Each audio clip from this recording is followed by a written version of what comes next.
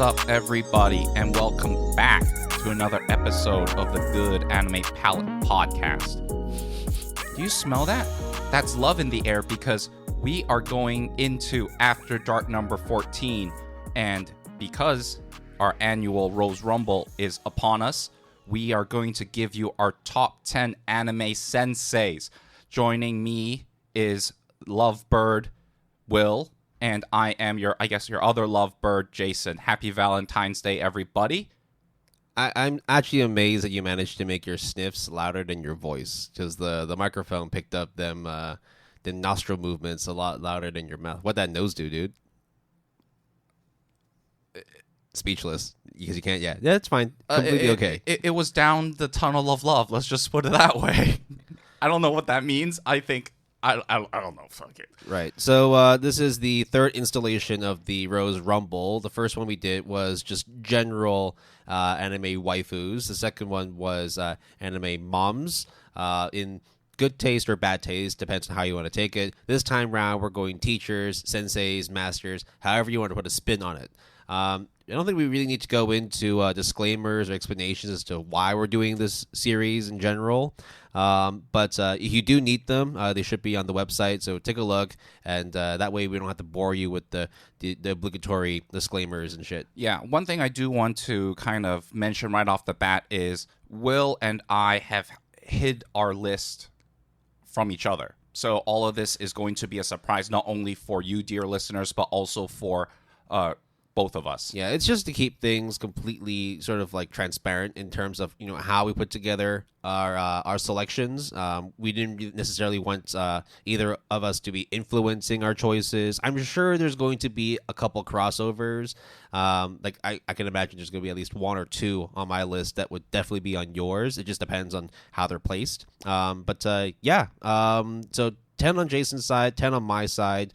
And again, because of the way that the waifus was done generally, and also for anime moms, we obviously had to go for female anime characters. This time around with the word senseis, it's a little more sort of fluid. They can be male, female, anything in between. So there's really no sort of no holds barred in terms of how we put together this top 10 list. We will have a few. I'm sure you have some honorable mentions. You probably have I have three, technically. Yeah, I have 5. So, do you want to go honorable? Okay, but also before that, I think Will and I will try our best to minimize spoilers, but I also don't think a lot of spoilers can be had, at least for my picks, because they are more about the character versus us talking about plot beats or plot developments. But I don't know, Will, do you... Look, I think especially if you're listening to an After Dark episode, especially if you're listening to a top 10 list, there are going to be moments where there will be some spoilers, but I don't think that they're necessarily going to be plot shattering. They're not going to ruin your experience of watching the anime. And if we get to a point where we start talking about these characters and there's a potential that it could ruin appreciation of said character or even the series overall, then we'll hold back. But yeah, generally, we'll stop each other before that happens. Yeah. I don't think necessary to go into the honorable mentions just yet. I think it's we want to put more focus on the actual top 10 list. I didn't necessarily put a stipulation on myself, but I did try to go for one character per series. So Same as me. So therefore there wouldn't be any two characters coming from the same anime series. If there were, then I had to pick the best one into the lot, and then those ones that didn't make the cut would then go into the honorable mentions. Oh, that's kind of sort of what I'm going for as well with honorable mentions, and some that are just I haven't watched enough, but I can clearly see if I finished it or I consumed enough, it would have been on the list. Yeah, there's going to be a lot of series that are very much school, classroom based. Therefore, there's going to be multiple teachers to pick from. So it's if you just did that, and that means just pick every teacher, every sensei from My Hero Academia, or pick everyone from from Assassination Classroom, right? That was my honorable mention. There would be no sort of competition whatsoever, right? So we want it to be as broad as possible in terms of how we go about picking our characters and why we felt they were suitable to make a top 10 list. Now, from my side, it's not necessarily 10 is the worst, 1 is the best, even though it's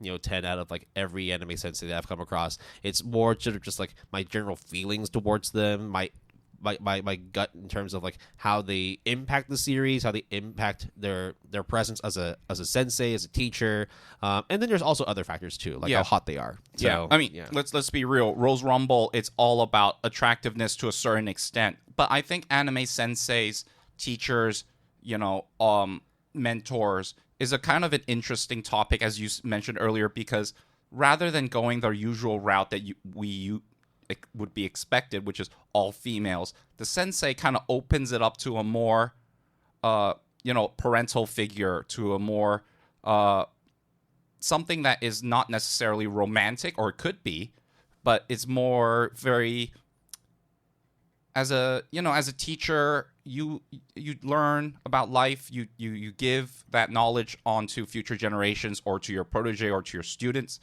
and that makes it very ambiguous, but also a double-edged sword. I mean, let's be real in terms of like having a teacher in an anime series, or even in just general media. Mm-hmm. There's obviously the allure of, damn, that's a hot teacher.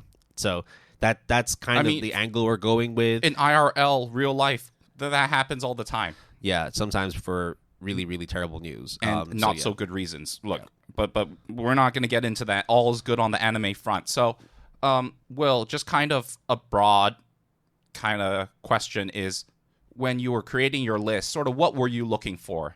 I mean, it's probably the same. I guess that's kind of what we're going to be doing whilst we go over our 10 picks, right? There's going to be certain reasons as to why we have a character on this list, maybe why they're in 10th as opposed to first, or so on and so forth. It wasn't so much that like I had to be like very technical in terms of picking these characters. It was more just like, what are the teachers and senseis I've come across in anime, I've watched, or manga that I've read, and they've left like a good impression, or at least an idea that, beyond just being an attractive character, they also have like the allure of being a good sensei, and like they provide, they educate, and they protect. So because that's what you look for in a teacher generally. You're not just trying to, excuse my French, but you're not just trying to fuck your teacher, right? You're also just trying to actually learn from somebody, trying to look to them as like a figure of education and support. Yeah, it's not only learning to fuck, it's also fucking learn shit. Well, there are going to be some characters here that fall in the former as opposed to the latter on my side. So same as me. So just like as Will mentioned, how I rank, quote unquote, rank my top 10 list, it is not necessarily 10 is better than 9. But I would argue that 2 is better than 10. We should probably start getting onto the list. No, I know. It's been 10 minutes now. My bad. All right, let's go. So we say we were not going to do disclaimers. And explaining half the shit. So, my bad. Okay. Sorry. All right, Will, what's your top? Let's start with number 10. So number 10, as mentioned, we talked about a series, My Hero Academia, loads of teachers, loads of senseis that fall under that umbrella. But the one that I went for was Shota Aizawa, Eraserhead, right? So he's one of the main senseis, kind of essentially like the main father figure for a lot of characters within the UA Academy. So he's slender, very pale, mostly quiet. Love his deep voice. He's got a very, very sultry, silky voice. But when needed, he definitely knows how to unlock the potential of his students, and also whenever the students are under fire or they're in danger, he's usually one of the first to be on the scene to make sure that things are okay. Not to mention as well that in terms of characters that have powers in My Hero Academia, Eraserhead's one is it kind of OP, right? It's kind of cracked. So yeah, and I think the other thing I like about Eraserhead is his willingness to have work-life balance. Let's just put it that way. Sometimes he just sleeps like a lot. And sometimes he needs it. Like you can physically see it in the animation. Like he has black eyes, and it's just like, guys, just give him a break, man. He needs a break. He definitely has that kind of that hot homeless person appeal. No, like for real. Like he's got the droopy eyes, the black long greasy hair. He kind of looks unkempt, but he is unkempt. That's like that's like also disheveled. Yeah, it's something that like doesn't necessarily detract from like the I would say attractiveness that I find. Yeah, in him. the appeal, right? He's definitely got something like a bit of an edge. Of course, there's loads of senseis and teachers that you can pick from My Hero Academia. this one just seemed to be the one that made the most sense because he seems to be the most Sensei-like. He's not just there to protect and like save the day, because a lot of times when you think about the whole reason why there is the series of My Hero Academia, it's that everybody is a hero. Everybody gets called up to protect the city and to fight against evil.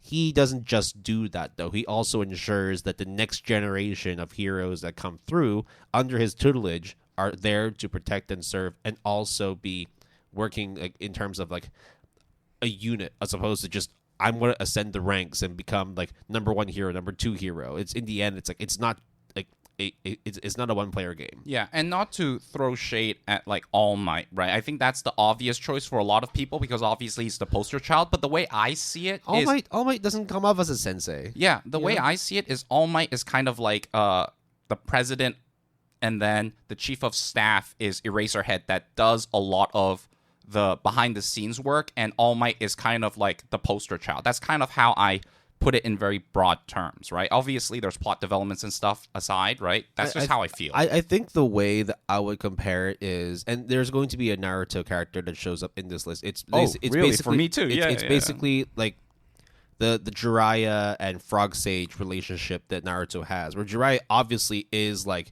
the main sensei for Naruto, but the Frog Sage is kind of like, he's like the oracle. He's like there to basically make sure that this kid knows that he has like a deep-rooted potential and energy to be able to become one of the best ninjas in the world. And that's kind of how I felt All Might is to Deku. He's not necessarily the one that's teaching him how to do. I mean, the most impactful thing he did was shove one of his strands of hair down his mouth and give him powers. That was like the most impactful thing. And then since then, he's been doing everything else but teaching Deku. Now, I haven't watched anything beyond season 4 or like halfway through season 5. So there may be other parts that All Might shines in, but at the moment, I don't think you can look past Shota. I think like Razorhead is by far like the most cracked like sensei across My Hero Academia. You can fight me in the comments if you want, but that's where I stand. Number 10 pick, Razorhead. All right, my number 10 pick is from an anime that is produced by Studio Bridge in spring 2017 called The Loyal Tutor, based on the manga series of the same name. You don't have to go through all that stuff, man. But come on, like, you got to give props when props are due. I'm not going to go for all of it, right? You only have an hour and a half.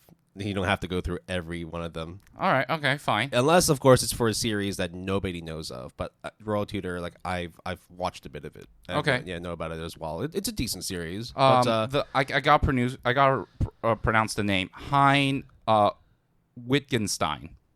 I would assume it'd be Wittgenstein, W, but pronounced as V. Yeah, sure. It is basically, obviously, the royal tutor that teaches all the princes. But the thing that is kind of interesting is, first of all, it's a little kid, a Shota, essentially. He looks really small, but he's very old. He's just small in stature, really smart guy. And juggling / babysitting a bunch of princes is kind of a hard ordeal. And trying to teach not only the future generation, but the future royal generation is not a easy task to do. Damn, he's only 100 pounds. Fuck, dude. Okay. Like what? Like his weight? Yeah. Oh. He's 48 kilos. You should check the height. He's probably like 4'11" or some shit. He is actually like 5'3". I don't know. Hold on a second. Okay. So I think... Oh, no, he's just over 5 foot. Oh, okay, there you go. So legally, he's not a midget. He's not a midget. Okay. Sorry, little person. Little person. Sorry. We both made the same mistake. I'm just reading what's on the wiki, basically. Exactly.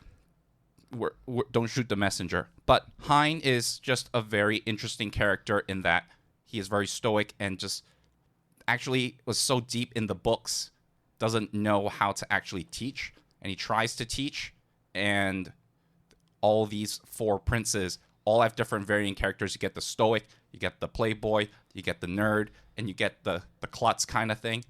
And to have them all basically adore the tutor, Hein, over time, kind of, I would argue, more so than their actual father, is a very heartwarming story that not a lot of people gravitate to, but I guess a lot of female listeners or fans of the show would probably agree. So that's... Is he a coup? Not really. Gives me coup vibes looking at his photo, despite the hair color. I mean, I can definitely see that, but he's a more straight-edge Shota, genius boy type character, I guess. Probably would win best boy, but not best man. Let me put it that way. Right, so Hein Wittgenstein, or as pronounced according to the kanji or romaji, Heine Wittgenstein. There you go. Yeah. I sometimes I mean, like, this is an aside, but I do wonder when it comes to putting together like these fantastical names. There's a lot of like Dutch or German influence behind names. There's a lot of names in Japanese like anime, which is like more fantastical or more European of nature, with the word with the word von in their names, or there's a lot of like German sounding names. I do wonder where all that influence comes from. Like, what this obsession of using German or Dutch-sounding names, like Germanic names, essentially. Like, off the cuff, my reaction answer would be to sound cool, to sound royal, to sound important. Yeah. I mean, it's not... I'm reducing it, but I feel like if stereotypically speaking, that's the vibe. Yeah. I mean, like, if you think about, for example, like the faraway paladin and the main character is named Will. What a boring name, right? No comment. Number 9, Will? Actually, his name is William G. Merryblood. Yeah. And then you have other people who are called Robina Goodfellow or Meneldor or... And then Will. Well, there's also Ethelbald Rex Southmark. Well, technically, Merryblood is the last name of one of his, I guess, mentor/parents, right? Yep. Which, to be fair, I wanted to include this on the list. Yeah, basically, it's like it's the combination. It's a portmanteau of both of his his senseis, Mary and Blood. Spoiler there, but that was like in the first episode. So, yeah, exactly. Y'all kind of hate us. Okay, moving on to number 9 for me, coming from Hunter x Hunter or Hunter x Hunter. I've picked Biscuit Kruger. Now, she kind of falls in a similar kind of bucket as Heine, in that they are definitely small, petite, young-looking, definitely mistaken for a young girl, but she's actually like several hundred years old, anime logic and all that, right? Yeah, so while she has a very cute and sort of like small, demure, like demeanor and appearance on the outside, she's definitely one of the most intense and most devious senseis, or even just characters in general. So you come across her in one of the later arcs in Hunter x Hunter. I forgot which one it was. I think it was she was in Greed Island, because she kind of makes an appearance in the York New City arc. Again, these are not spoilers. Hunter x Hunter's been done for over 13 years now in terms of the anime. So I haven't gone that far into X Hunter. Is the card game place called Greed Island? Yes, that's the one. Okay. Which I honestly was for me one of the best arcs of anime. It's so good. It was so fucking. It's like if you liked Yu-Gi-Oh, but you wanted to see people actually die playing the game, there's that. It's Battle Royale meets fucking Yu-Gi-Oh, and you get that. I suppose it was 80 to 100 episodes just for that just for that arc alone. It was fucking nuts. But Biscuit Kruger essentially is one of the stone hunters who is basically hired to clear one of the sections of the arc within Great Island. But during her sort of little adventure, she essentially comes across the Gon and Killua, the two main characters, I should say, of Hunter x Hunter. And finally, knowing that there's unlocked potential in these two kids, she decides, look, I've been fighting evil. I've been kicking ass for well over 500 years. I'm going to do everything I can to be able to not make you guys stronger, but make you guys last longer. No pun intended. It's not about size, it's the motion of the ocean, right? Essentially, for them, it's she knows that they can go all out, fucking 360 no scope, headshot people all times. But in order for them to do it consistently, they need to be able to make sure that they're able to harness and use the energy within them in a more sort of in a more consistent manner. Efficient, would you say? They're not just going to be busting their load and all that, right? Yeah. No, I know. So it's through the efforts of a lot of arduous training, but also teaching them the ways of sort of seeing things a little bit more like black and white, because in the end, it's like things are quite black and white within Hunter x Hunter. You don't necessarily find characters that stand on the fence.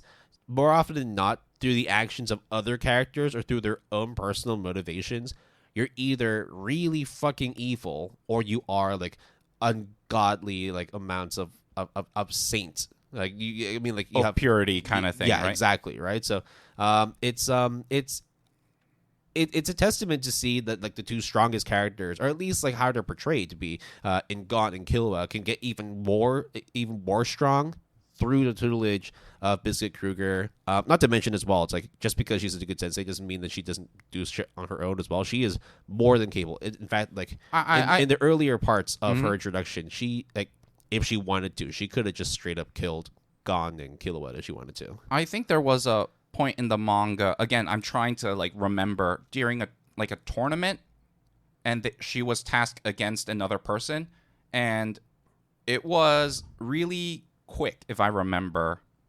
I don't. She wasn't in a tournament arc. She wasn't? No. Okay. She shows up during Greed Island. She wasn't part of the tournament Then maybe arc. I misremembered. But, it's okay. But she's a Gothic Lolita, so there you go. She's not Gothic at all. I mean, she has that dress. She has like a little short. She has a fully pink dress with a pink okay, bow tie. a lolly. All right. Yes. Okay. You don't have to try and like remember stuff that you don't remember. It's okay. She's definitely not Gothic at all. I would say that like if anything, she kind of just looks like the younger sister of Sailor Moon, whose name I forgot. All right. I don't remember the younger sister of Sailor Moon's name either, so yeah, I'm ready to move on. But all right, Biscuit Kruger. Yep. My number 9 pick. My number 9 pick is Shokugeki no Soma character. It is Kojiro Shinomiya, which is essentially if I remember, the red hair first seat at the time. Let's just put it that way. Character who goes under a restaurant, I guess a French restaurant, and at some point always has antagonizing relationship with Soma, and then at one point Soma has to go and do an internship there to his restaurant, and he basically learns a lot. And I think this guy is one of those where looks really stern, has a very structured way of doing things, is extremely good at cuisine and culinary arts, but lays it really thick and blunt and can be seen as really cruel, but actually is kind of like, well, you got to get good, and in this world, if you don't get good, you get got. It's not so much just within culinary arts, it's also within French cuisine. Like when it comes to like culinary arts, especially in France, the amount of culinary schools they have there, not to mention like the amount of pressures that people have to be able to get Michelin stars or even be in contention for a star. There's a long history of chefs that have like attained 2 or even 3 Michelin stars, but then losing 1 star after many, many years of having them has led to some very, very tragic news. And so that's probably where that sort of really, really rough and brooding kind of like treatment of his interns and his trainees. That's probably why, Shinomiya has that kind of real like heavy hand approach in terms of how to cook, but also how to learn how to cook. Yeah, and I think it's one of those things that you see as an antagonist in the very beginning of the show and the manga, and then Soma goes under his tutelage, and even that short period of time, he was able to see just how amazing this person is and how awesome this person is. And from a viewer's perspective, not only do you see that, but at least for me, I have a change of heart. And through that, it was a very interesting kind of experience, especially when you consider Shokugeki no Soma. You would always look at Soma being the shining star, but you forget sometimes that the teachers along the way, just like a lot of these picks, are necessary for him to ascend to the main character syndrome that he has. Yeah. So, yeah, I mean, despite not being a main character at all, in fact, he has one of the fewest amount of appearances compared to all the other supporting characters in the series. He's still incredibly popular. Yeah. I think like I'm just looking it up right now. Like there was a poll that came out on the wiki fandom for Shokugeki no Soma, and he still ranks fifth. He ranks seventh in the seventh popularity one. So in the second popularity poll. So yeah, no, like despite his short tenure within the fandom of Food Wars / Shokugeki no Soma, super good character. I think that like it's one of the more impressionable sort of like antagonist turned protagonist kind of character arcs. Yeah, and I think when you have less screen time or less, I guess, page time, if you will, and still have that impact not only for readers but for the characters in the show, and have your reputation be like, oh wow, that guy, the first seat, even though you're not there, that says a lot about your skills and your repertoire. So there's no doubt in my mind that he should be on this list. And that's why he's number 9. Yeah. Moving on to number 8. And this is one of my personal favorites. However, I still feel that there are 7 other characters that deserve to be a little bit higher than him. He is the main character, the main protagonist of Gintama, Gintoki Sakata. So he is probably one of the funniest anime characters I've ever come across. And to this day, I haven't got around to finishing Gintama just because there's too much stuff. Like, don't get me at that. Like, I already spent enough time rewatching and redoing all of One Piece, only to find out that they're going to be doing a remake of the One Piece through Studio Wit. So, Wit Studio. So, yeah, no, the reason why I picked Gintoki Sakata, Gintoki is not only incredibly funny, incredibly powerful. He also has a way of not just teaching the characters within the series, but he breaks the fourth wall consistently and is meta as fuck in terms of how he teaches the audience about certain things, like talking about how anime get renewals, how sequels come about, and talking about how manga sales definitely affect the way anime is produced. And they actually have like a whole 5-minute infographic and talking about how like filler arcs come up whilst they were actually going over a filler arc themselves. So it was. I mean, that's very Deadpool meta kind of thing. That's what the whole Gintama series is, and I think that like it's obviously really hard for a newcomer to get into Gintama simply because there's just so much out there. Like the first season itself is like 200 episodes. It's like trying to go through all of Naruto again, because Naruto was 500 episodes and Shippuden was like another like 400 or 500 or so. But look, if you have time and you want to get around to watching some real meta shit, like if you want to watch Deadpool but in like a more like chill anime form, though there are some episodes that are a lot more rough.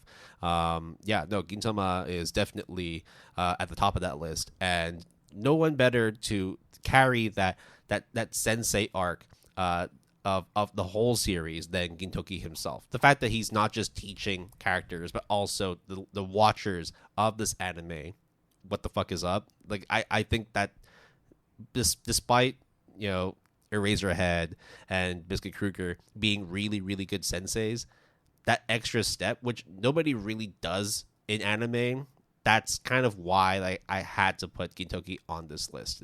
And when you mean by extra step, you mean the breaking the fourth wall and talking to... That's exactly what I said. Exactly, yes. Yeah. So I haven't really gone into the Gintama rabbit hole, and I'm always afraid to do so because just with the sheer number of episodes, even though it's ranked all of them really high on my anime list, but... Yeah, it just seems to be easier for you to go through the sheer number of shoujo manga that there are, right? I mean...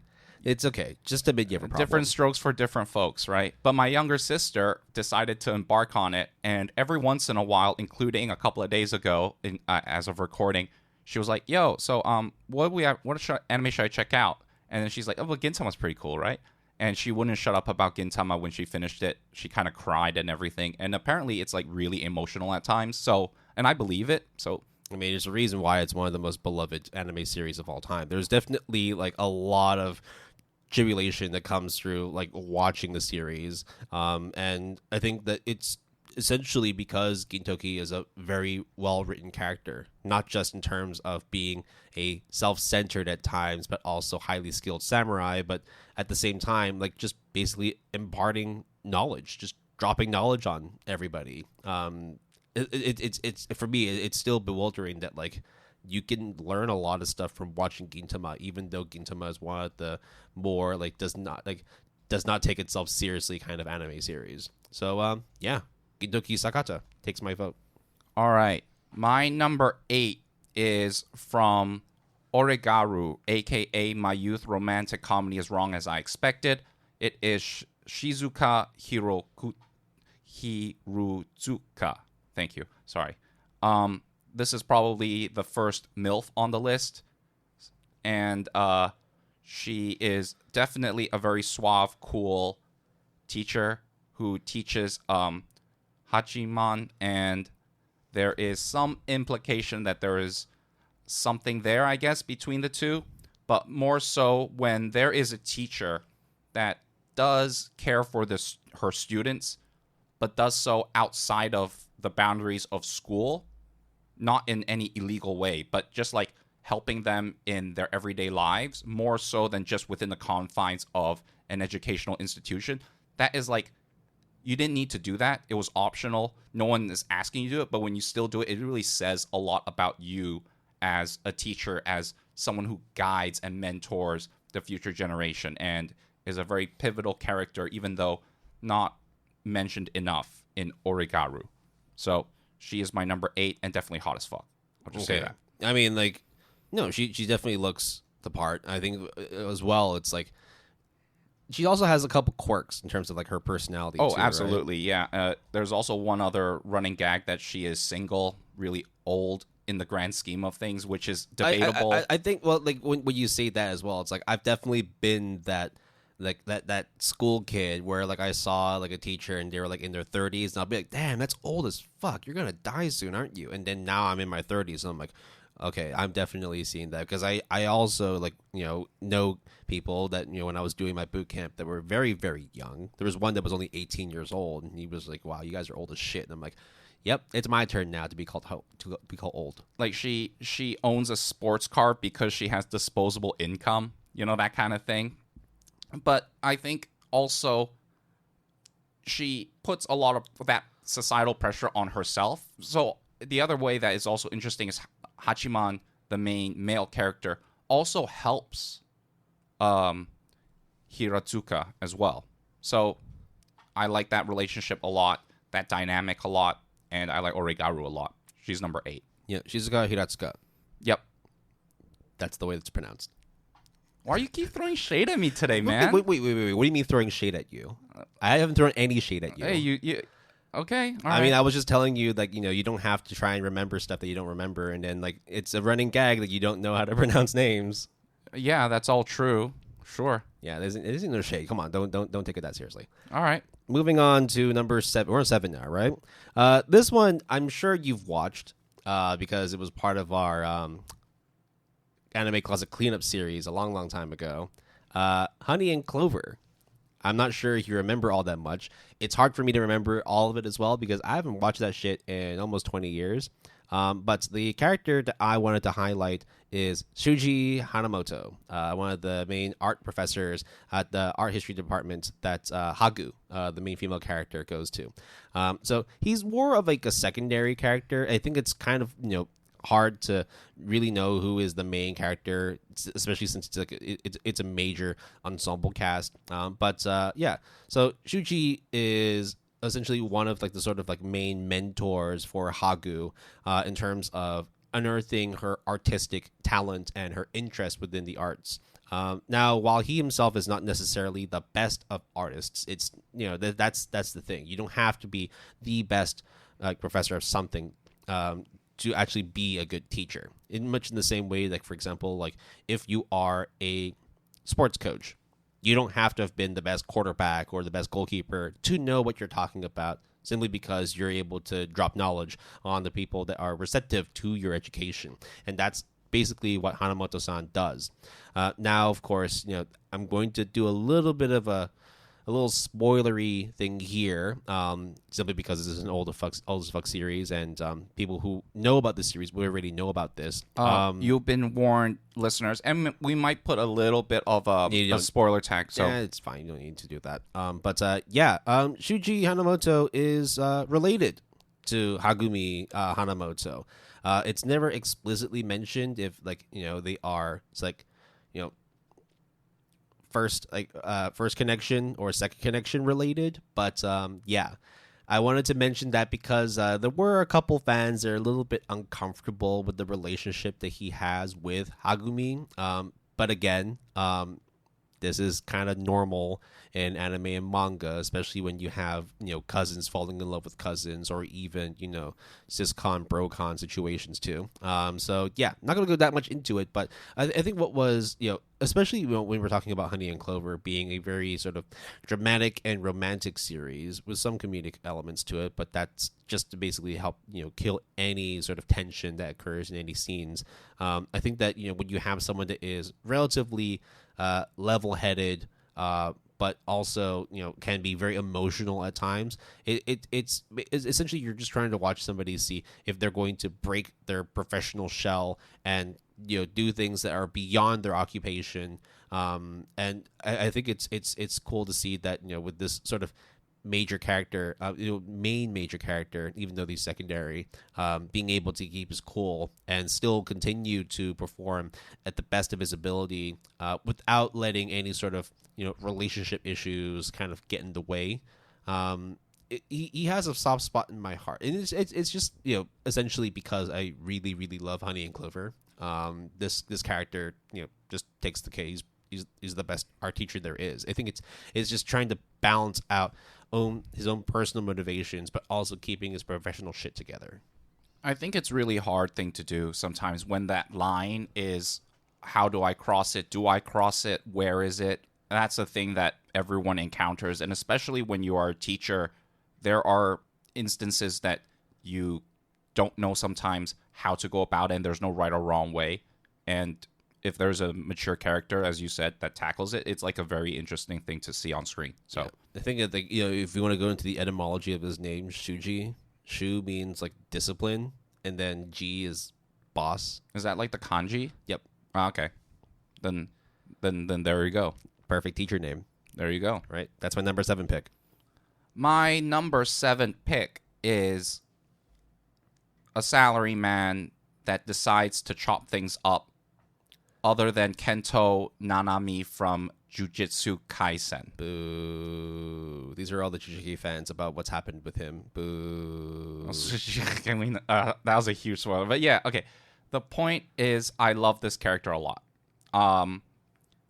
It's just really funny when I first saw him. I don't know what to make of him with his attire. Let's just say his glasses and his tie. Then all of a sudden, he's just like, oh man, I'm off the clock. Like, fuck this. It's kind of like Eraserhead in a way of just looks very. I wouldn't say Nanami looks like a hobo, but he definitely doesn't. He looks out of place. Then all of a sudden, he wrecks shit. So I just really like the character. I like the stuff that he says. And I just like how he always actually complains about how he's on the clock or not, but still does the optional thing, the thing to go out of his comfort zone to go 110%. So I kind of admire that. Like, you complain along the way, that's fine. You bicker, but you still do the work, and you still teach, and you still chop things up. Anything else? I could say a lot, but I can't because of spoilers. Am I wrong? Yeah, it's really hard to talk about this character. Simply because the fact that, like, if you just base it off of season 1, there's not a whole lot to like about him. But then when you get into season 2, that's when you're like, no, this is an S tier character. For sure. I mean, again, I haven't gotten that far into JJK, but there's enough that goes with the grapevine that's I know what happens, and I know, like, the impact this character has on the fan base. So yeah, I think he deserves to be in the top 10 list. Unfortunately, not on mine, simply because I haven't watched that far. Now we're going into the final pick of our 10 through 6 before we go into our break. This one was a bit of a surprising one on my end, but I had to put her in here. She's a character that doesn't occur in just one series or one movie, but another movie as well. We're talking about a sensei, a teacher that has appearances in both Your Name as well as Garden of Words. I'm talking about Yukari Yukino. Yes, she does actually act as one of the home classroom teachers for Your Name. I know you have a puzzled look. She actually, yeah. Okay, keep going. I know how much you hate Your Name, but you know. Okay. To be fair, I don't hate Your Name. I don't at all. You talk shit about it a lot. I talk shit about it a lot. I think it's overhyped, but I don't hate it. I really don't. Yeah. Okay. All right. But we're not talking about Your Name. We're talking about Yukari, who is a standout, beautiful literature teacher that is mainly focused on in Garden of Words, simply because she is. There's only really two main characters in that short movie. I think the movie was like 50 minutes. It wasn't a very long. Yeah, it was like 45. Yeah. Yeah. So it's like a double episode length. So yeah, imagine you are a young high school student, walking through one of the many gardens of Tokyo on a rainy day, and then you come across a beautiful, slender. Do you remember the garden? Yeah, I don't remember the name. It's something Goen. In what district? It was in Tokyo. Well, I mean, like, you're not going to do that to me because because you quizzed me on it. Yeah, but that wasn't for me. That was on you. I think it was in Shinjuku. Probably. But so you imagine that you're just walking through the park, and then you just see this slender, young, beautiful woman sitting there eating an obscure mixture of beer and chocolate on a rainy day. It turns out that for her, through maybe her own personal tribulations, her own stresses, her own issues that happen, whether it's at work or whether it's at home, she just doesn't really have much of an appetite. She doesn't have much of a sense of taste. But even with her sort of dull exterior and her demeanor, she manages to find ways to impact this young particular student. Now, of course, there are some questionable things about her relationship with this student. Essentially, there's definitely some taboo that we mentioned in the beginning about student-teacher relationships, and so therefore, there's obviously going to be some issues that people may have with this particular teacher. But I don't give a fuck. I picked her simply because she is gorgeous. She is sweet. She is soft. She's troubled, but she also knows that Oh yeah, you're right. It's Shinjuku Gyoen. That's the park that they were in. So yeah, she definitely kind of embodies like what it means to be like not just a teacher but a professional in general, where like it's not always going to be sunshine and roses. I mean, literally, they open up the movie whilst it's heavy rain, right? Like, and she's just sitting there. Did that water look gorgeous though? Did the rain look really good? It looked great. Yeah, I don't think Yukino had anything to do with the rain, unfortunately. Yeah. But no, but I think it's just one of those things where it's like, yeah, dude, like I have a job, but sometimes I don't want to work. In the end, like, it's just like I can't bring myself to go to work because I have things that are on my mind, and it's hard to separate personal issues with professional issues. But it's to see that kind of growth that Yukino goes through simply by interacting with one of her students. At the time, they don't really know all that much about their professions or their occupations and whatnot. So therefore, that's why the questionable relationship part doesn't really come up until the end of the movie, but that's neither here or there. I just think that I picked her simply because she is a more realistic portrayal of what it means to work in the education industry, where I've done it before. It's not all that fun. It can be very tiring. It can be very. It's not always as rewarding as people think. It's like, you're nurturing like the future talents of our current generation, of the next generation, and you are going to be the one that would be lecturing and mentoring all these ones. Like it's not. It's kind of like a thankless, selfless job sometimes. It is, absolutely. I would put it not necessarily at the same level, but in the medical field, it's like nurses, right? It is a job that is required. No one will deny its importance, but there's a lot of crap that comes with it, and a lot of people probably know it but don't really appreciate or understand the gravity and severity sometimes it can be, and it's tough. So well, I mean, it's kind of how we group things under like the essential services kind of thing, where it's like you kind of need it, but you also like you don't really know how to appreciate it simply because it should be something that's given to you, right? Education, health, medical care, all that kind of stuff should be like a no-brainer, but you never really sit down and think and actually appreciate what you've gotten from those experiences, whether it, like you said, right, going to a hospital visit because you need immediate attention, you need immediate care, going to school because you need to learn. You know, I don't want to hear things about like, oh, you don't need to go to school and all that. It's like that's a very sort of like short-sighted way of saying like, oh, it definitely it boils down to that get rich quick kind of mentality where like you don't have to go through like the societal norms of getting an education. Like, no, that's like you should get an education. It just depends on how you want to utilize it. But at the same time, just because you're in the profession and you're tasked with teaching, doesn't mean that like it comes as smooth as it should be. And that's essentially the reason why I put Yukino Yukari up here. Not because she is a wonderful teacher. You don't really see her teach all that much. I think it's just more like seeing her realistically showing what it means to be a teacher, to be a professional in this field, and also be a human being. Because I think that's one of the things of Garden of Words that is done really well, especially when there's not a lot of dialogue in the grand scheme of things, but it says so much. And these people, the two main characters meet under a pagoda, right, in the rain, and then they just hang out there. That's it. Just chat and hang out. Yep. And I think it's a beautiful story, and I think she is beautiful. I forgot about her. Damn. I feel bad now. Shit. I mean, I know how much you like Garden of Words. I mean, we did do a Makoto Shinkai analysis. I did give Garden of Words 10 out of 10. Shit. I feel bad. Man, it's okay. I mean, she's still sitting out there eating her chocolate and drinking her beer. Yeah. Maybe you can join her sometime. Hey. I'm gonna do it someday. Right. So that was my number 6. On to your number 6 to round off the bottom half of your list. Mitsuyoshi Anzai from Slam Dunk is my number 6 pick. That low? Correct. I'm excited to hear what you have for your top 5. But go on about Slam Dunk. He should be higher, but I couldn't put him higher.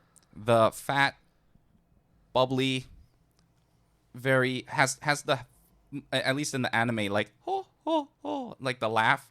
I think it is extremely good coach for the basketball team that is in Slam Dunk, the main basketball team. It is such a good coach and story, even though it's one of those things where when you don't understand the sport or you don't understand the value of a coach on a day-to-day basis, but to see it is very interesting, especially during, at one point, the main male character, I forgot his name, he can't shoot like a basket. He can only slam dunk. Hence the name. Yep. And the coach kind of teaches him, but doesn't necessarily tell him all the steps. Oh, man, you're going to have a field day trying to pronounce the main character's name. Hanamichi Sakuragi. Yep. There you go. And to have it not explained to you, but to you learn the process such that when you have the process of how you figure out things to get from A to B, you can then use that and multiply it to literally everything else and change the way that you go about your life. Furthermore, I think all of the team, I think Mitsui is probably one of my favorite characters in Slam Dunk, and he has an extremely heartwarming relationship with the coach, and it's just a really good coach in general. So I love sports. I studied sports, and he is probably my go-to coach in anime. What's up, man? All these like fandom wiki pages, like they always have the etymology of their names. So Mitsu is light, and Yoshi is righteous. I mean, he's not. He's pretty overweight, although he is really good at basketball. Like when he goes full monster mode, he's quite scary. Talk about Anzai? Mm-hmm. Mm. Yeah, apparently he's likely based off of Phil Jackson. Really? I mean, LA Lakers Phil Jackson, right? Yeah. Oh, damn. I mean, that's what it's suggested. I mean, who knows, right? You never know. Hey, but if anyone could make that speculation as a comparison, that is still high praise for Anzai as a character. Like, is that influential in the lore of Slam Dunk? And whoever's backing up just needs to finish backing up. Yeah. But So just a little correction because of how old Slam Dunk was. It came out in the 80s and 90s. Phil Jackson wasn't at the Lakers at that point. oh, He was with the Bulls, sorry. which he won. Well, Yeah. Sorry, yeah. I just keep remembering him as the Lakers guy, that's all. Yeah, that's essentially it. Yeah. So I mean, yeah, no, that is a good ass pick. I would agree with that. Would you have ranked it higher? You said you were surprised, right? I was surprised. For me, like I didn't put him on my list simply because I haven't really watched or read much of Slam Dunk, even though I know how influential the series is. But I think it's like when you talk about the grandeur that is like Slam Dunk, and then when you mix in like the best coach that leads this team to where they are, I'm just looking forward to seeing who you have in your top 5. Yeah. And I'm also excited to reveal who I have in my top 5. So and we'll do that after the break, right? Yep. So we are going to take a break now and catch you on the flip side. right, peace.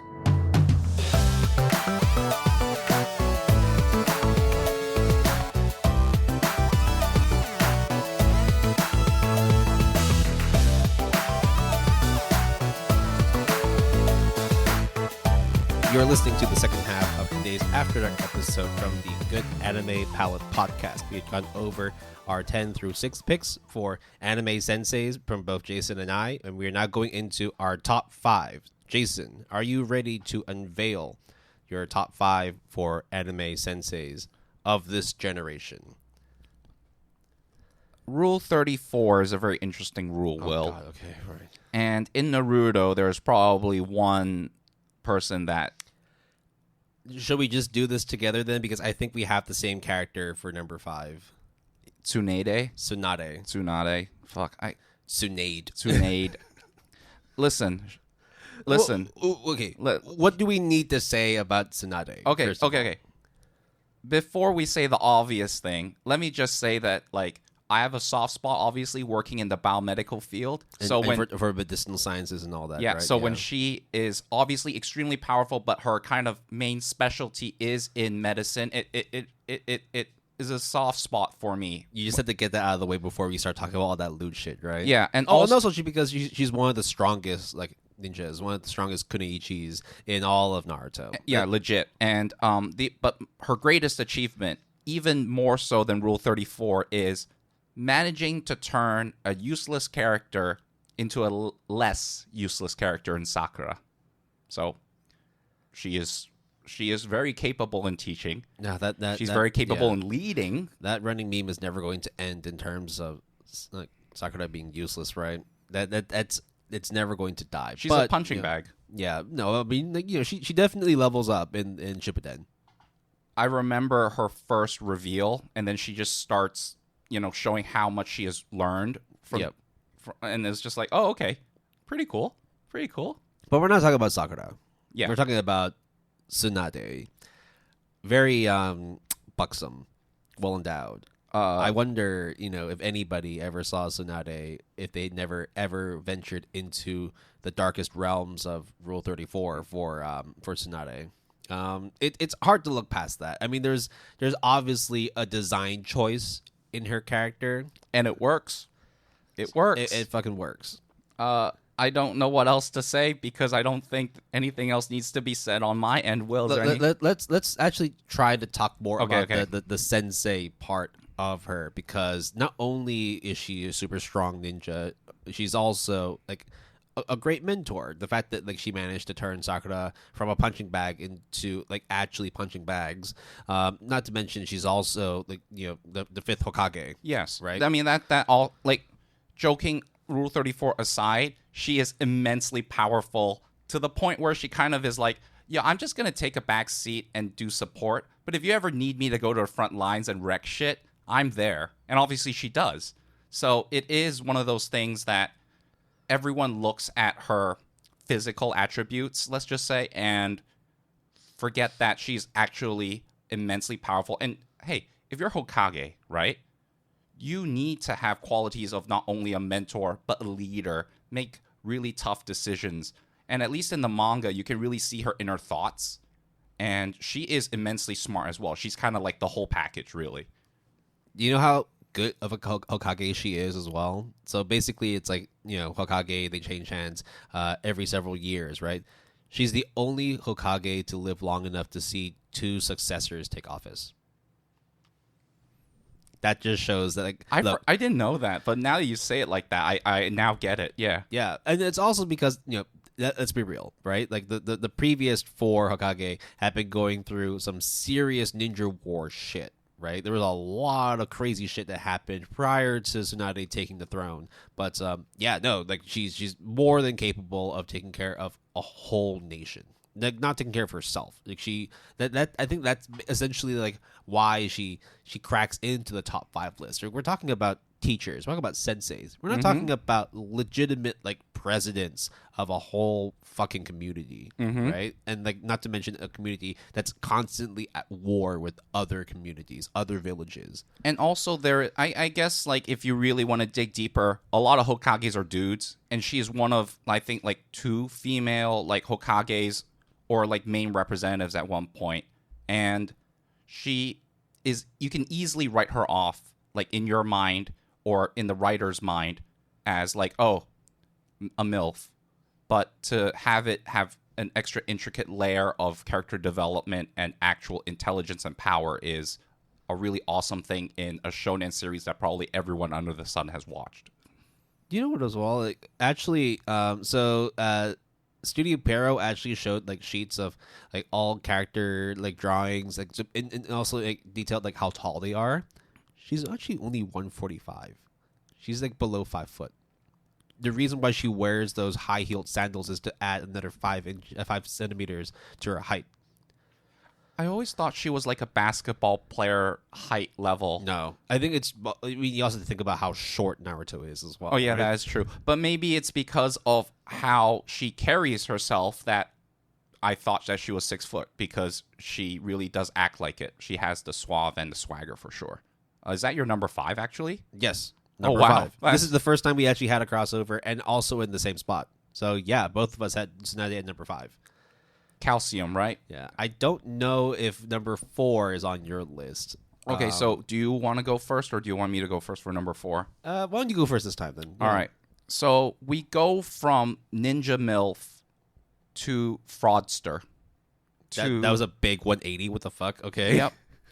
And Reagan from Mob Psycho 100 is my number 4 sensei. That's a good pick. That's a dilf right there. And it is an unconventional pick, I guess, from on paper, right? Because a fraudster, a trickster, someone who is kind of, to put it mildly, like a scaredy cat. He's got that real sleight of hand for sure. But as unconventional as you portray him to be, he actually makes a lot of sense as a really fucking good sensei. Yeah, absolutely. And the thing that I think is also hard to ignore is when you are the mentor, essentially the supervisor of probably the most powerful being in existence in the lore of things, and not know it or kind of know it, it is immensely funny. And I think also it is, season 2, that that news conference scene is going to live down in my mind as one of, like, the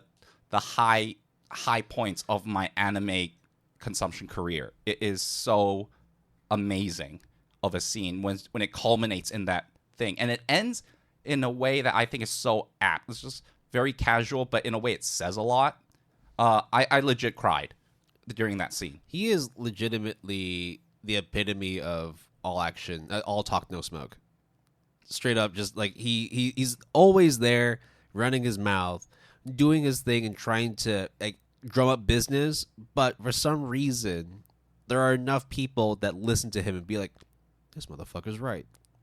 I totally believe. And none more than Shigeo, like Babu, the main character. It's just like, he's just some, like, real, like, oh, I'll listen to anything people say. I'll do whatever people say. And then he actually fucking does it. But through doing that, he also learns to enrich himself and strengthen himself. And, like, you can't look at Shigeo, like, and his growth without looking at Reagan. And I don't even think Reagan even intended to do that in the first place. That's how good of a teacher he is. He doesn't even set himself out to be a good teacher, and he ends up being a good-ass mentor. And when you go down to that level, it gets so meta, but like that is the trickster, the fraudster of sorts, right? The image of I talk a lot and everyone believes me. And for real, a lot of people in the series thinks that he is crazy good.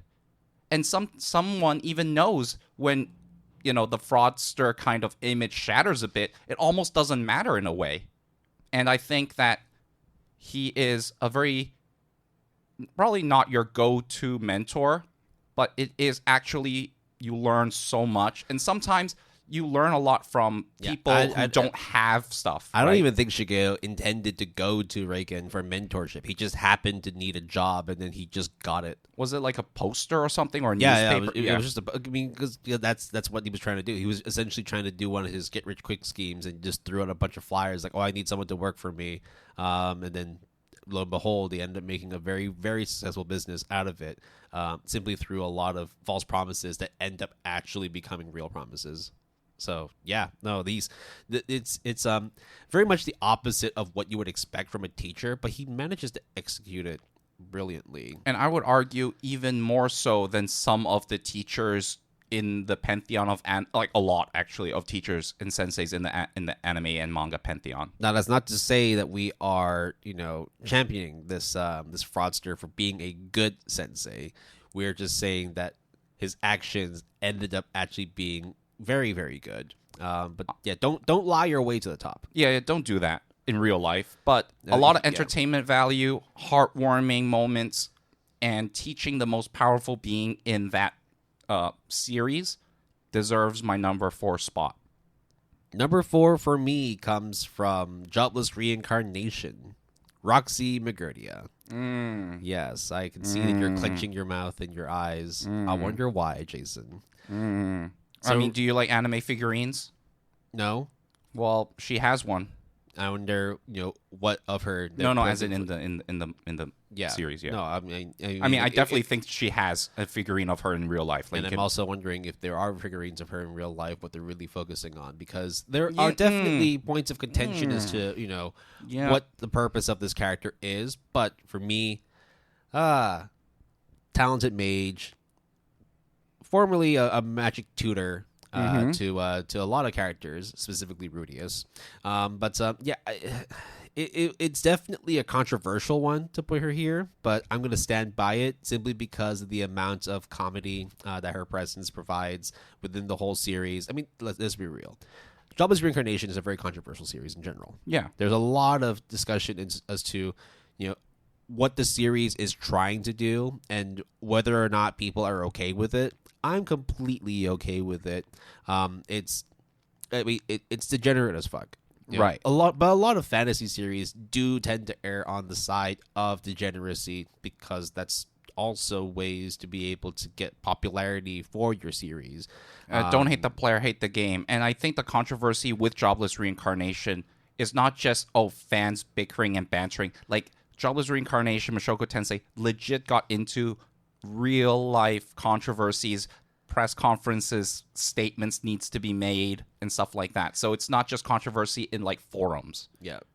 Why do I like Roxy? Because she's cool as shit and she's of age. Okay, she doesn't. Again, I don't know why you have to point at me when you say that. I have no. I'm not pointing at you specifically. It's just that when you're closing your eyes and clenching your teeth, it's kind of hard to figure out what's going on through your mind. Yeah. She has a really big wand staff thing. Staff. It's a staff. Staff. Yeah. Sorry. Yeah. And she definitely is. She's definitely abused as fuck in the series. More so from like her students than anything.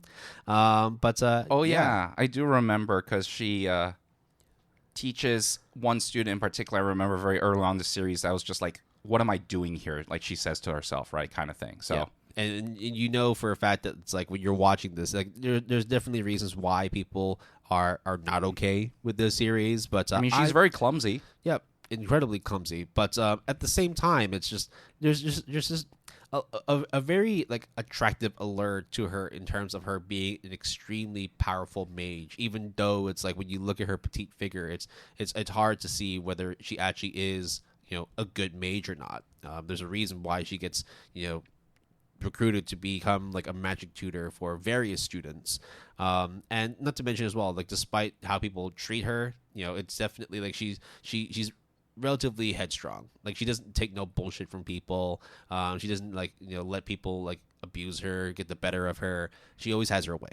But not to say that like she's very spiteful and vengeful. Like in the end, like there are times whenever she encounters, especially with her encounters with Rudy as the main character, it definitely helps to humble her a bit in terms of like not necessarily treating everybody with like an ice cold demeanor, but relatively opening up herself in a more heartful way.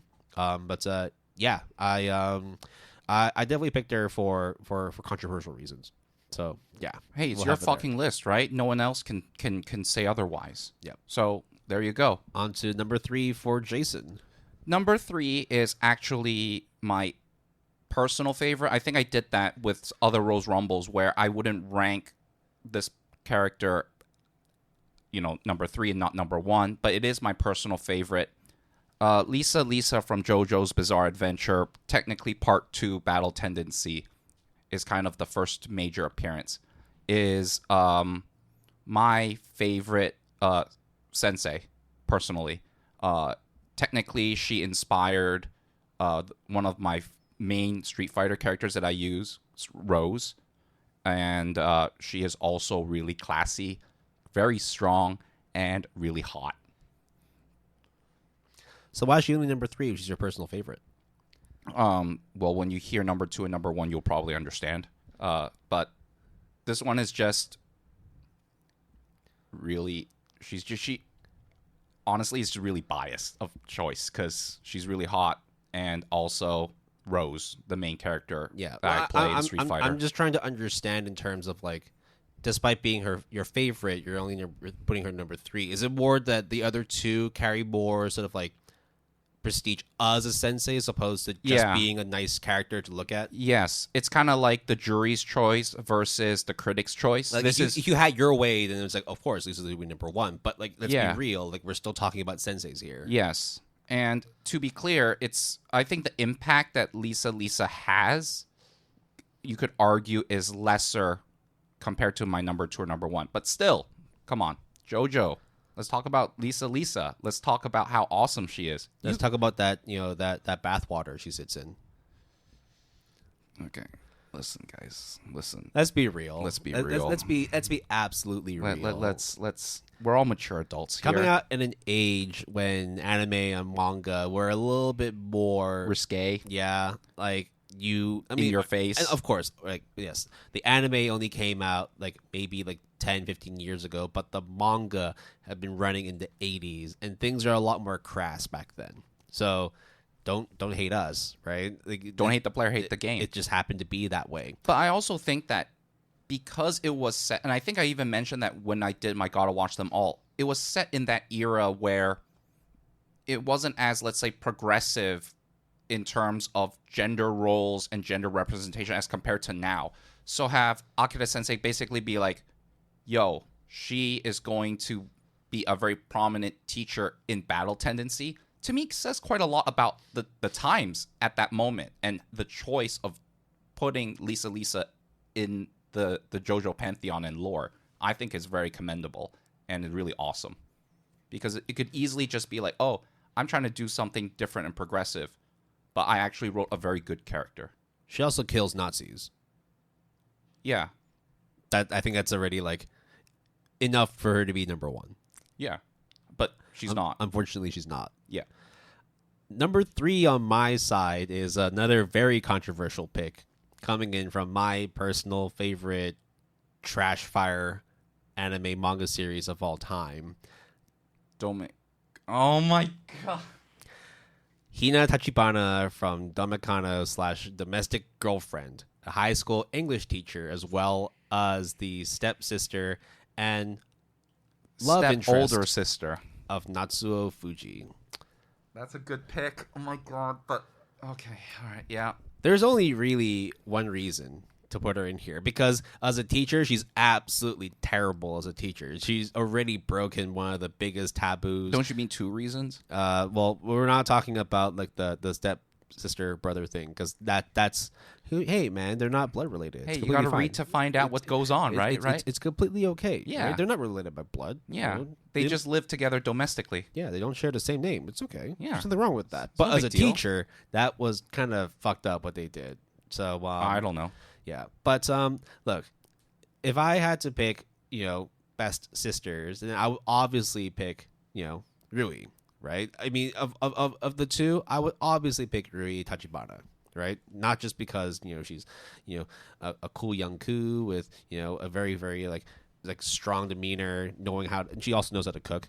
She knows how to bake. She's very, very good at it. But, yeah, we're talking about senseis here. And, yeah, despite her being an absolutely terrible teacher, I think that she plays herself out to be a very, very good romantic protagonist in Domestic Girlfriend.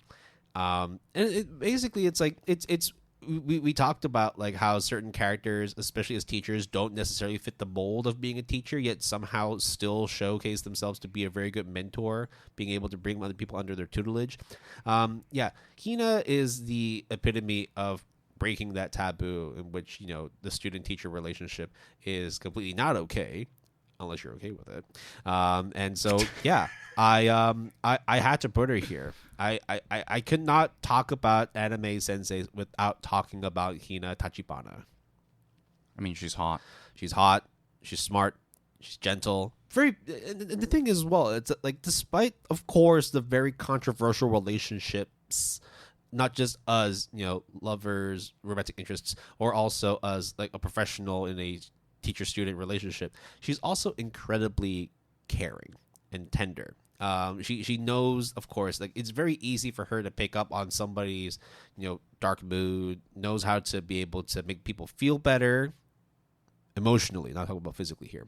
Yeah, I just feel that like, despite the very clear issues that she has in terms of her relationship with Fuji, I think that as a person, right, despite all the controversial shit, she is a very wonderful, bright, and pure character. All right. It's really hard to say pure when we're talking about Domestic Girlfriend, but here we are. And we are here. So my number 2 pick is probably not controversial, and also my number 1 pick is probably not controversial at all. Full Metal Alchemist Brotherhood, Izumi Curtis is my number 2 pick. She is definitely a sensei to Edward and Fonz. Can I just call him Fonz? Yeah. And she's also immensely powerful. you just giving nicknames to characters. Well, Fonz, right? Word and Fonz. There we go. Yeah, Fonz. Yeah, why not? I mean, I just call Alphonse. Yeah, sure. She also is a very caring wife. And the thing is, like, in Full Metal Alchemist being kind of a shonen somewhat series, they tackle really dark subjects when you think about how alchemy works and trauma and stuff like that, and what can happen or what bad things can happen. And with Izumi in particular, I mean, obviously the story is ancient, so it's not necessarily a spoiler, but I ain't going to spoil it. But there's trauma there that I think is really tough for her as an individual. You can spoil it. It's fine. It was ranked number 1 on my anime list for so many years. You don't think that people already know about Fullmetal Alchemist Brotherhood? Yeah, but still, right? I mean, I don't need to mention it to say that the trauma that she encountered is the same bond that forges between the two brothers. And it also says a lot as a very gutsy mentor and teacher to be like, yo, I'm going to dump both of you on an island for a week. Good luck.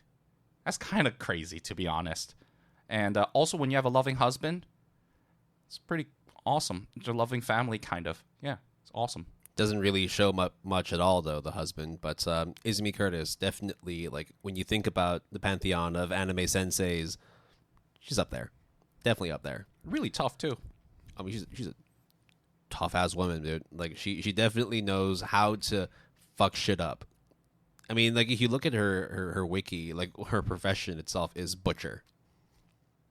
Well, I mean, yeah. like her when she goes against greed, right? Is really like crazy. So we're going into our top 2 now, and I know we already talked about this character. Mm-hmm. Number 2 for me was Lisa. Ah. Yes. And I wanted to sort of expand a bit more on it because of the fact that, like, if you think about all the JoJo characters, they all bear the birth star, the star mark that basically shows that they are of the Joestar like lineage, right? Yeah. She actually doesn't have that. Yet she somehow is more powerful than most JoJos we've ever seen. Right. She also nurtures the talents of future JoJos, and the fact that like she's also outlived so many of the JoJos that we've seen, so many characters. I mean, like she's existed in like so many arcs of the series that like you just have to like give her props in being such a tough woman. And again, I think it'd be remiss of us to not mention how hot she is one more time. Yeah, can we just mention that one more time? She's so goddamn. She's so hot. Goddamn. Even her son falls in love with her. Okay, yeah, that's how powerful she is. Yes, sex appeal. Yes, even through like her own blood. It's a one-directional kind of thing, and for only like a split second. So we're not going to divulge that much into it. But yeah, no. Have we mentioned how hot she is? Yeah, I don't think we have. She's really hot. Let's say it one more time. She's really hot. She's just so hot. All right. Do you want to do your number 1 pick, or do you want me to do it? I'll do number 1 as well because this is also a character you just mentioned. Oh, right. Okay. That's Izumi fair. Curtis from Fullmetal Alchemist and Fullmetal Alchemist Brotherhood. Right. I mean, like, commendable for you to put her at number 2 as well. I just want to hear what your number 1 is. For me, the reason why I think she's number 1 is the fact that she, like, when you mention about the traumas, you didn't want to go that much into it. I completely understand. But yeah. I'm going to go into it. Okay, there you go. I was expecting you to say that. Yeah. The fact that like she not only loses her own child, has to go through a whole process of trying to transmogrify her child back to life, which is like a really fucked up, sad thing at the same time when you think about it, right? Well, if you really break that down, it just shows like how much of a selfless person she is. That she's willing to sacrifice like her own well-being to be able to bring back the life of her own child, her own organ. And right? It is also incredibly sad irony that because of this process, that not only is she not able to resurrect her child, but she's also lost the ability to even have children anymore. She loses her womb as part of this process. And therefore, like, you know, you see on her, like, you know, she has a scar that goes across her body as a reminder to people that, like, this is what she's been through. But, you know, despite her own personal loss and tragedy, she sees herself as somebody who just has to pick herself back up on her feet, continue her journey, and when she comes across Alphonse and Edward, just knows that, like, you know what, like, y'all parents aren't here. Your dad's a maniac.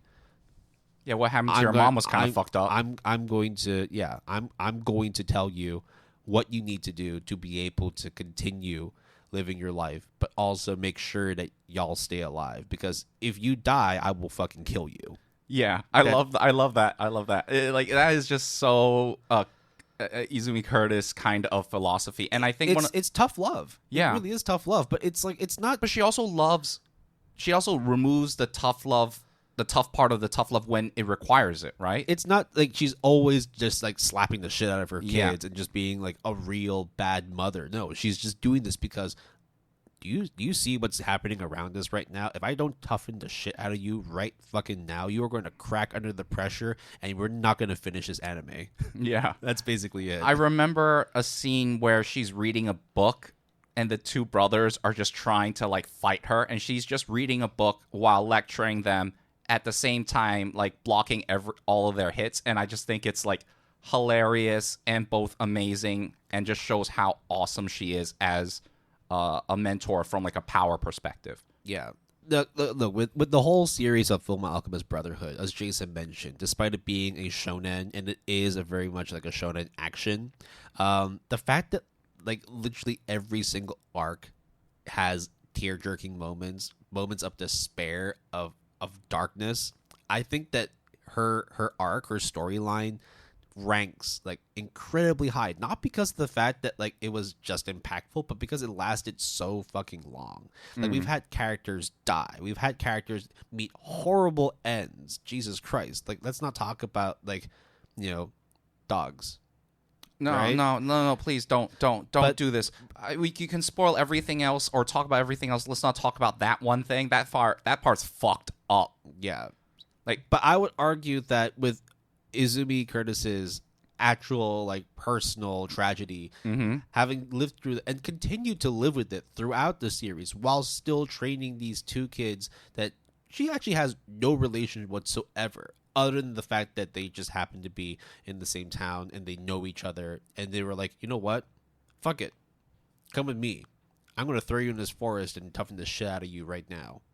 And then like, oh, I guess you're our mom now, even though our mom is dead. I mean, isn't there also a thing where because she is actually technically very physically weak and sick, but then she actually is sick in like doing damage and causing havoc if necessary, right? I think that's essentially it's kind of like the whole thing with Tsunade as well, where like Tsunade is, let's be real, she's very old, right? In terms of like other characters, with the fact that she's lived so long as well is because of the fact that like despite the fact that like a lot of the work that she does it definitely takes a toll on her, she knows how to continue to push herself whilst also maintaining her good health.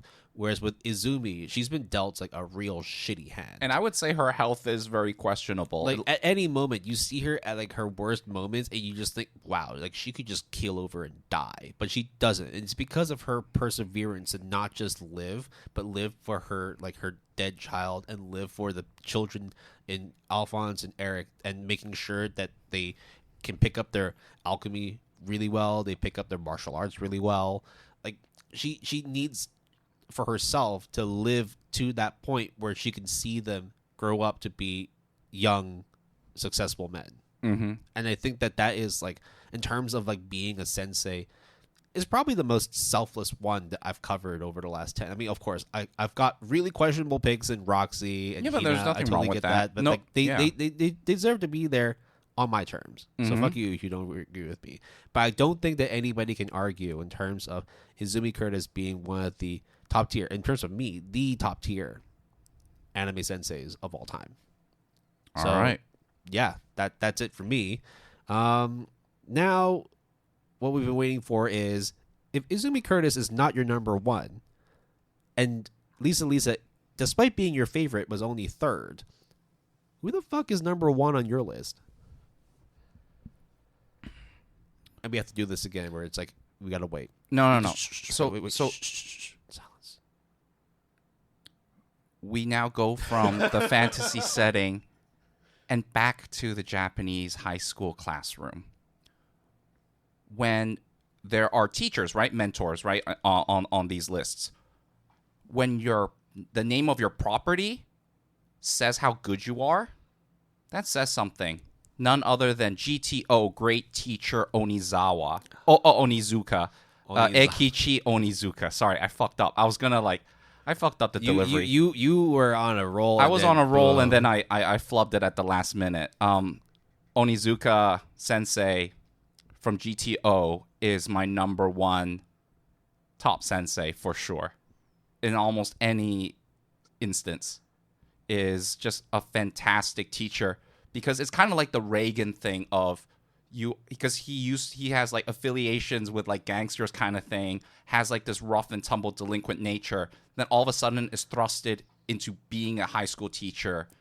That's full of delinquents. Yeah. And then somehow manage at the very end of the series to be so impactful to almost every single one of them that it's like the teacher that you will never forget for the rest of your life, and you will always remember, you will always visit him wherever you are in any stage of life.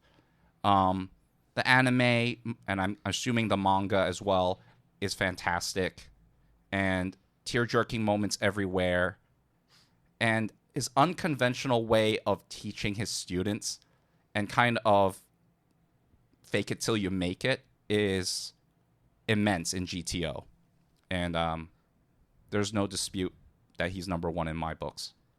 Yeah, I think like with the GTO, like the Unozuka series, like it's definitely not the first when it comes to being a school / classroom based anime / manga, but it's definitely one of the most impactful. So much so that I feel that a lot of the character archetypes, a lot of the plot beats, a lot of the ways that the student teacher relationship is modeled in a lot of anime series, that was like the precursor for it. Right. I mean, like for example, like Buchigiri, right? Like you mentioned as well in terms of like a school full of delinquents, and you throw like a kid that is like soft and like non-violent into like a real like mess, like this cesspit of fucking like testosterone and anger. Like you kind of wonder, it's like I feel like I've seen this before in GTO, just that it's a lot less violent. Yeah.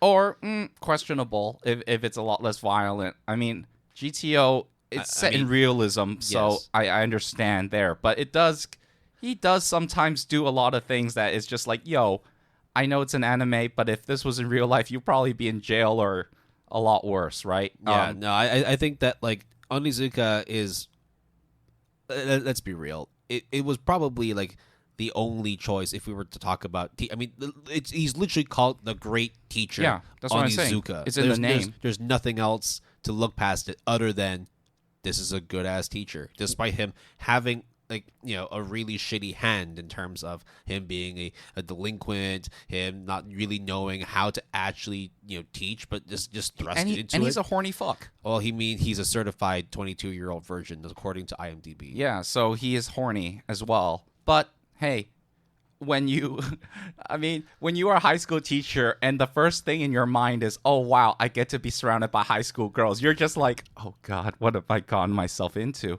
But at the end of it all, everyone actually, like, the delinquent nature I think is very important because it's kind of like fight fire with fire. Like as you said with Buchigiri, right? When they're delinquents, how do you get them to listen to you? Well, sometimes you gotta be on the same level. You gotta go down in the dumps and down in the trenches. It's also that juxtaposition as well, right? Where it's like if you think about a lot of like senseis and teachers, where they're like very calm and very very like methodical with how they get through to students. When you have students who just do not give a shit, who do not have the time nor the respect for you, how do you actually impart knowledge? And especially for Onizuka himself, where you have no knowledge of how to teach in general, well, I guess, rep two sticks make fire, right? Like, yeah. Let's just start this shit, and like we'll see where this goes. And sometimes in GTO, Onizuka does something that does not sit well with him on like a principal value level, right? And I'm sure all of us have encountered these instances countless times in our lives. But then, despite knowing all that, he's like, yo, I'm probably going to potentially turn my life upside down just so that I can help you. And of course, because it's anime, everything is fine in the end. But it's just like that delinquent nature that you would assume that it's a bad thing gets flipped on its head in GTO. And I think it is used in a way that it's not demeaning, degrading in any sense on both sides, and it just is like a very interesting look and character growth for not only the students but for Onizuka himself.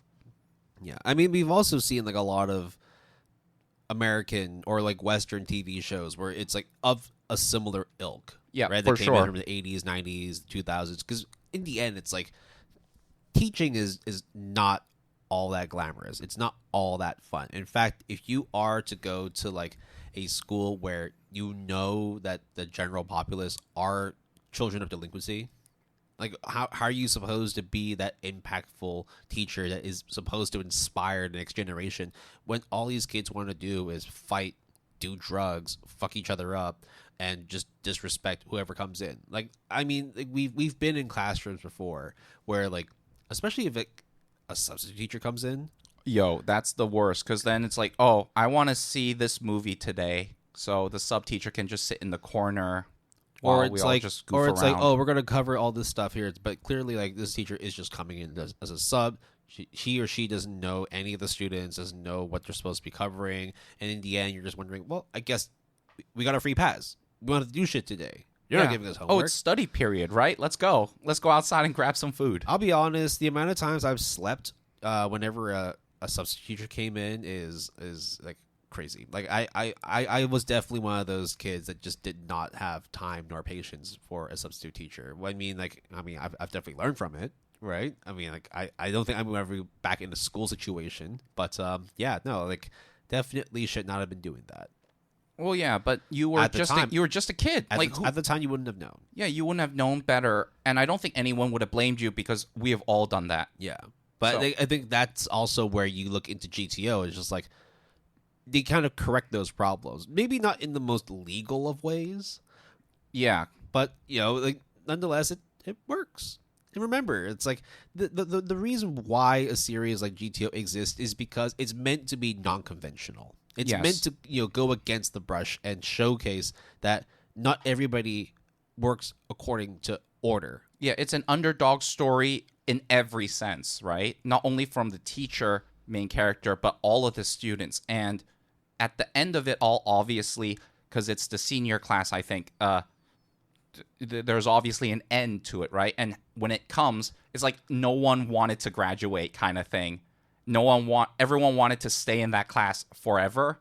And that was like a really heartwarming, emotional moment for me in the end. And I'm just thinking about it, and it is getting me like goosebumps and a little bit like, I don't know, like teary-eyed a little bit, because it is a really good series. It's very old, obviously, in the grand scheme of things. 1997 was when it first aired. I thought it was 1999 summer. No, sorry, the manga. I mean. Oh yeah, the manga, yeah.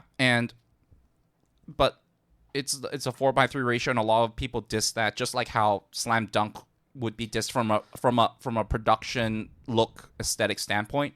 But it's one of those shows that I think everyone needs to watch or read the manga. Yeah. It's so good. But at the same time, like, understanding the context behind it as well, because, like, let's be real. Like, when we talk about, like, anime series, manga, or even just, like, media in general, we've gone through so much, like, desensitization that we are kind of numb to these kinds of things. And therefore, like, a lot of people now either want to see things that are a little more clean, a little more sanitized. Or the other way. It's like all or nothing, right? There's no middle ground, gray ambiguity. It's like either I want my ecchi or 18 plus, or I want the wholesome slice of life stuff. And they're both could be good, right? But there's no nuance, I guess. Yeah, it's a very gray series in that you really do need to think about whether or not Onizuka is actually a good teacher. Fuck it, he's great. Yeah, no, but I mean, you know what I mean, though. I know what you mean. In terms of, like, some of the shit he does, where it's like, and also not to mention the character himself as well, not necessarily being the best character in terms of. I mean, he's a Reagan. He's essentially a Reagan, but kind of better and worse in different senses. Better in that he has certain, like, he follows through on what he does, and he actually sets himself to a fault. Yeah. But he's also a terrible human being. Yeah. Like, at the end of the day, like, he's a horn dog. At the end of the day, he is a 22 delinquent that kind of really doesn't know anything and shouldn't be teaching, but actually is the perfect teacher, at least for that class. I mean, let's not ignore the fact that the reason why he became a teacher in the first place is to get girls. Yeah. That's literally that's really fucked up. Like when they interviewed him or something, he was just like, yeah, because I get a look at girls. And they were all like, what? And he was just like, yeah. I mean, you know. But that's the thing with, like, this particular series, too. Like, when it came out at the time, the things were a lot less, sanitized. You could be a lot more crass with things. I don't know if a series like GTO could exist in today's time. In terms of, like, if a series was to go over. I mean, at the same time, like, yes, you do have series that push the buttons, that really do try and see like if we are able to break past societal norms, or even just have things that are a little bit more on like the black side as opposed to the white side. But I feel like, especially when it comes to anime and manga, especially with the way that Japan views education,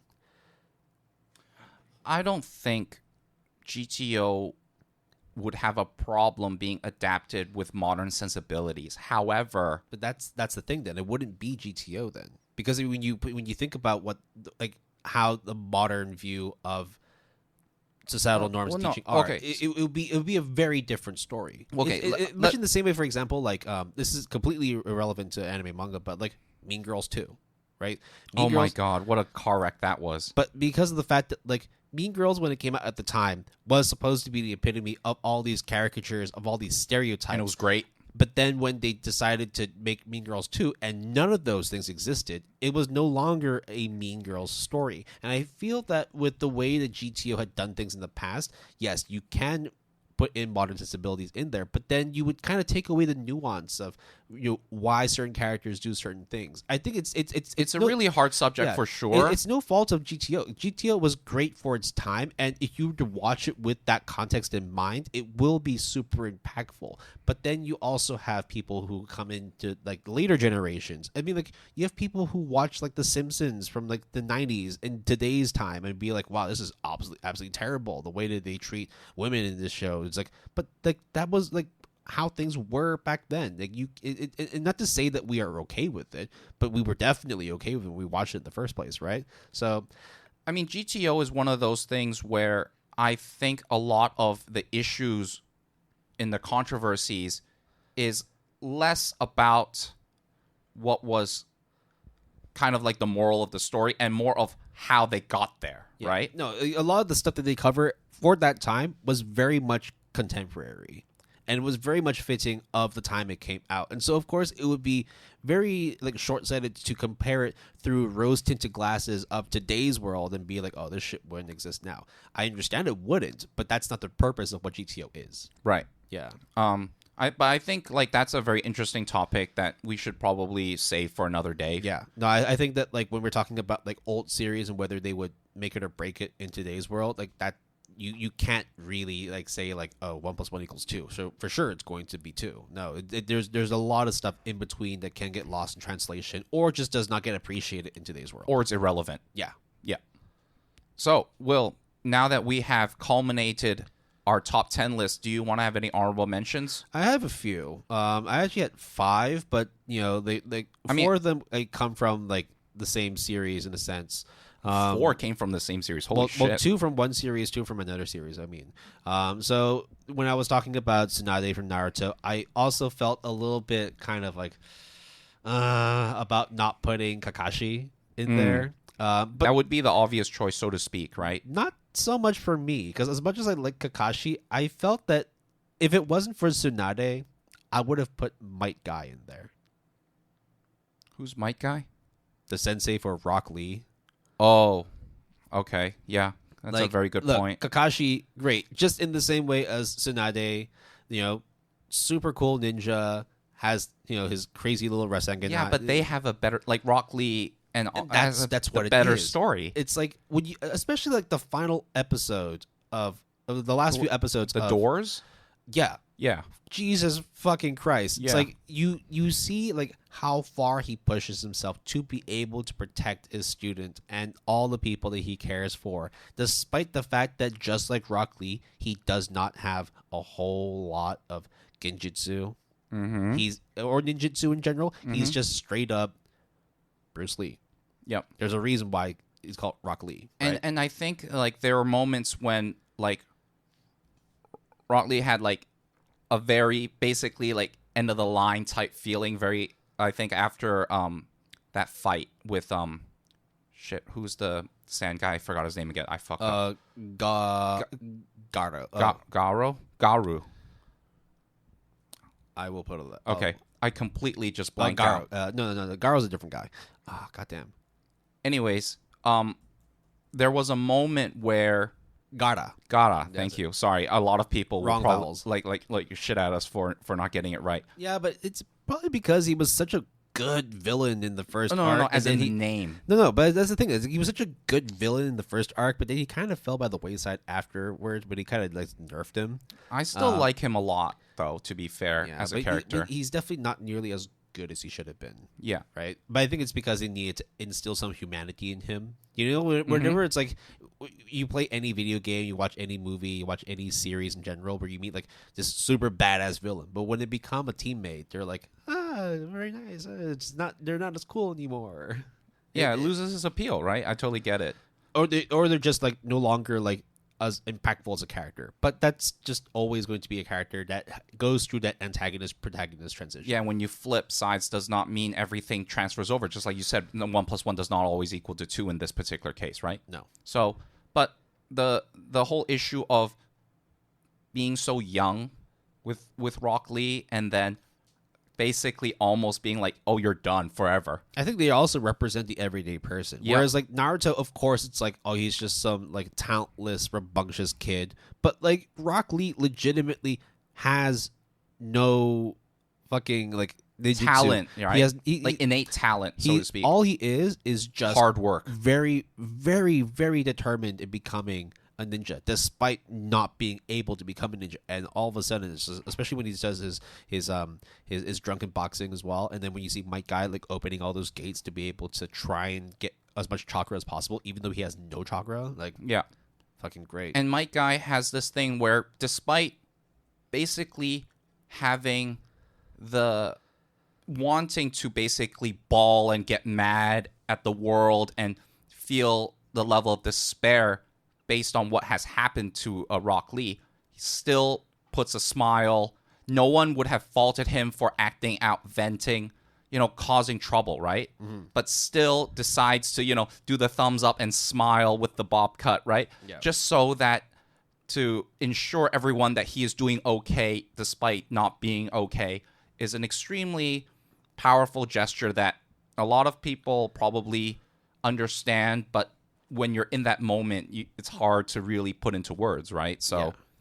But okay, that's a very good shout out for the nomination. Yeah, the other two that I had that came from the same series were Koro Sensei and Irina Yelovich from Assassination Classroom. Right. Koro Sensei was also one of my nominations, but I haven't watched it all. I think I watched like 3 episodes. And I think, because he's quirky, funny. Octopus. Yeah. You got to kill him, right? And then there's also Irina Yelovich, who's also one of the teachers there. She's just hot. But again, it's like it was hard to put the Assassination Classroom characters up there because the fact that like I just felt that the top 10 I had were a lot more impactful. And then just to round off like the honorable mentions, I had Itetsu Takeda from Haikyuu, the advisor and the coach for the Karasuno volleyball team. I like him, but like I like him too. But when you think about like, especially when you put in the coach from Slam Dunk, like there's no comparison. It's tough at that point, right? It's like you look at him because he's very soft-handed, but also knows how to motivate his players, even though like he doesn't know shit about volleyball.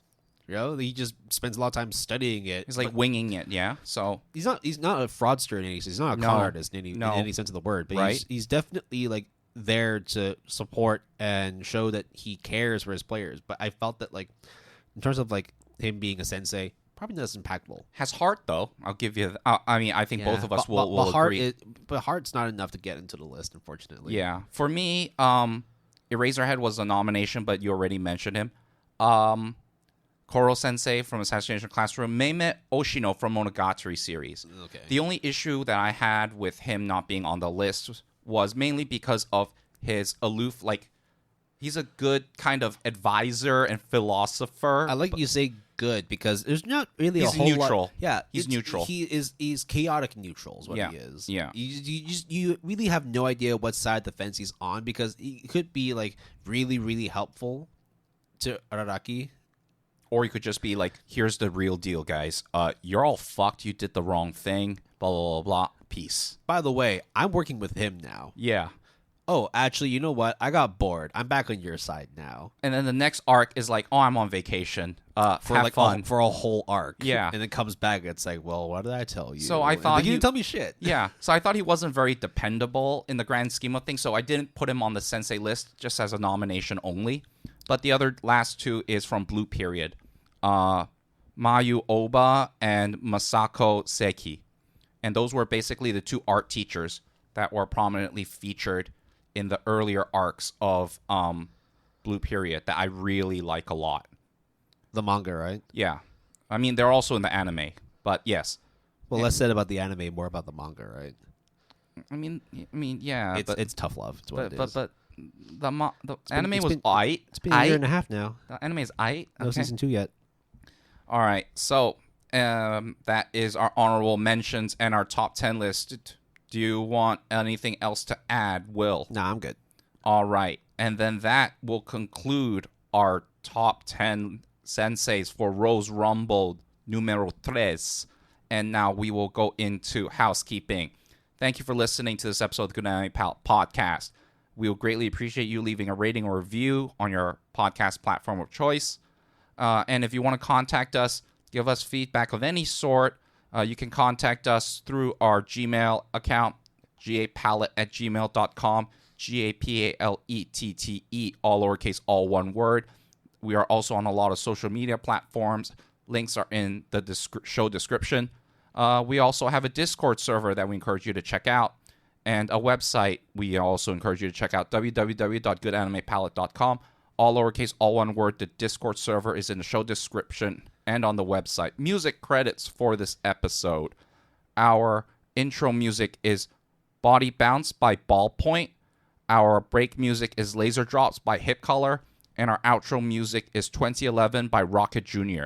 You can support the music artists that we feature by listening to them on Spotify, Apple Music, or your music listening platform of choice. And Epidemic Sound provides all of our royalty-free music. If you're interested, you can sign up using the referral link in our show description. Terms and conditions apply. How much time did you spend on putting together this top 10 list? Not a lot. Same. I think it was pretty like set in stone. Like, you know, who I wanted to feature. It was more sort of like figuring out how to place them.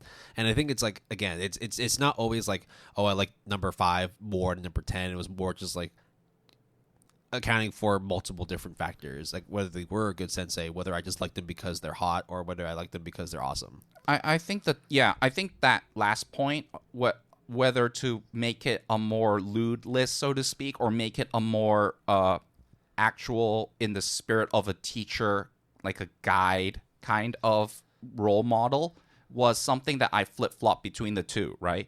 And I think having male and female representation here just says a lot about how there's just awesome teachers on both sides of the aisle, so to speak, right? But I would say that like the first 6 were very easy, like Anzai, Tsunade, Reagan, Lisa, Izumi Curtis, and Onizuka. Yeah, I had 3 male characters in my top 10. You had Reagan, you had the royal tutor Heine. Let's see, you 1, had GTO, 2. you had the basketball coach from Slam Dunk.